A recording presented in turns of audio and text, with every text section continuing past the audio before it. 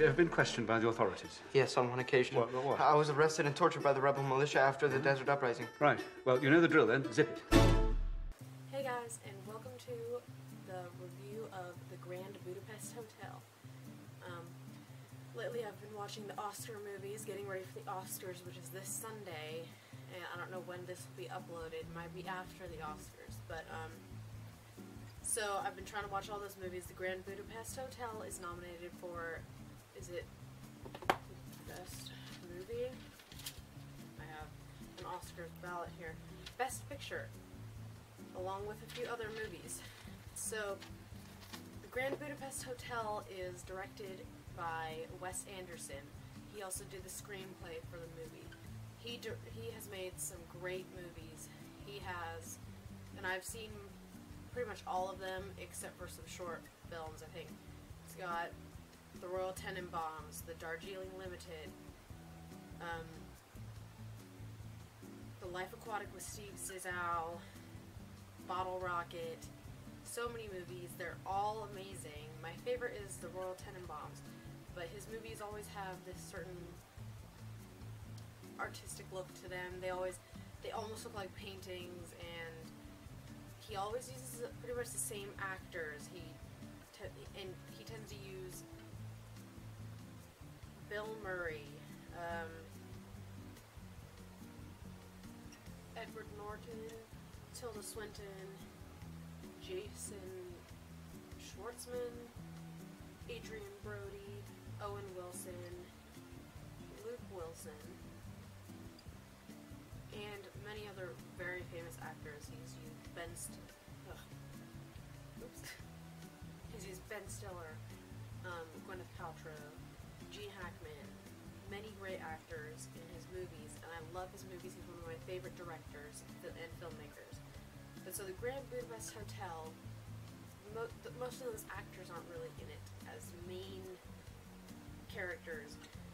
The main characters are played by Ralph Fiennes. He was in Harry Potter. He played Lord Voldemort. That's probably what he's most known for, I'd say. It's got Saoirse Ronan, Tilda Swinton, Adrian Brody, Willem Dafoe. This movie is about, it's got Jude Law in it. It starts out where Jude Law's in this hotel. It's an old kind of rundown hotel. He kind of narrates it at first, and he's in this hotel and just to stay, and he meets somebody named, with the last name Mustafa, Mr. Mustafa. And it turns out Mr. Mustafa owns the Grand Budapest Hotel. It's so run down, and only a few people are staying there. But he meets Mr. Mustafa, and Mr. Mustafa says, "I'll tell you the story of how I came to own this hotel." And so then it starts, and it introduces M. Gustav, played by Ralph Fiennes, and he was the original owner of the Grand Budapest Hotel. It goes back in time and shows the way that it was when it was new and when it was famous and everybody went there. It was beautiful, and so it starts out with that. And Mr. Mustafa is narrating now, and so he tells the story, and he is the lobby boy.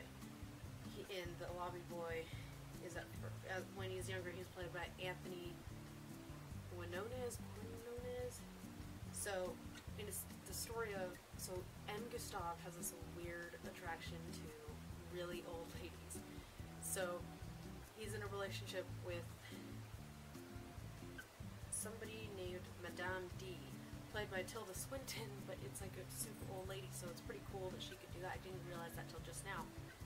So he's in a relationship with her, but he tells her she has to go somewhere, and it's like, "I don't want to leave," and just so she leaves somewhere. And then M. Gustav, he meets the lobby boy, and his name is Zero. The lobby boy's name is Zero. So he meets Zero, he takes him under his wing, basically, and he makes him his apprentice, and he takes him around everywhere and teaches him things about how to be a good lobby boy, and he has him do different things for him. But a little bit later in the movie, you find out, and the characters find out, that Madame D is dead. Tilda Swinton's character is dead. So, M. Gustav goes with Zero. They go to the funeral of Madame D. And at the funeral, it turns out her whole entire family and friends, they're just sitting in this room, and the lawyer is reading out her will.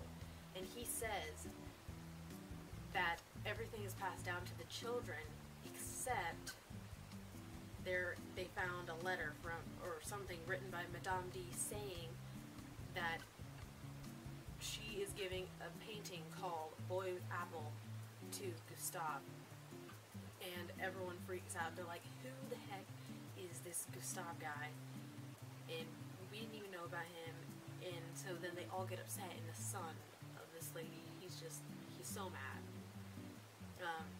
They all are like, you can't have the painting. But then Gustav and Zero, they go and they steal the painting, Boy with Apple. And they take this painting because Gustav and Madame D loved it, and she gave it to him, so he takes it. But then throughout the whole movie, it's basically, I think people are trying to chase them down because he technically stole the painting, but it is his. I'm not sure. So they're all mad that he stole it, and they send out this guy who's played by Willem Dafoe. I don't know how to say his name, but and he's like tough, and he goes out and kills people and tracks them down, tries to find them, get the painting. So it's all about getting the painting back and who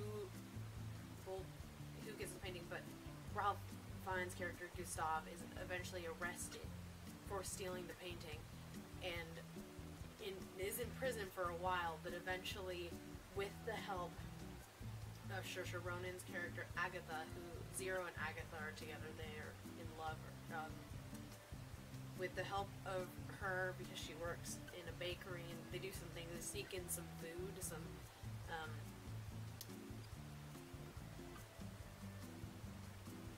they sneak in some food with some tools in it, so that Gustav and some other people in the prison can break out.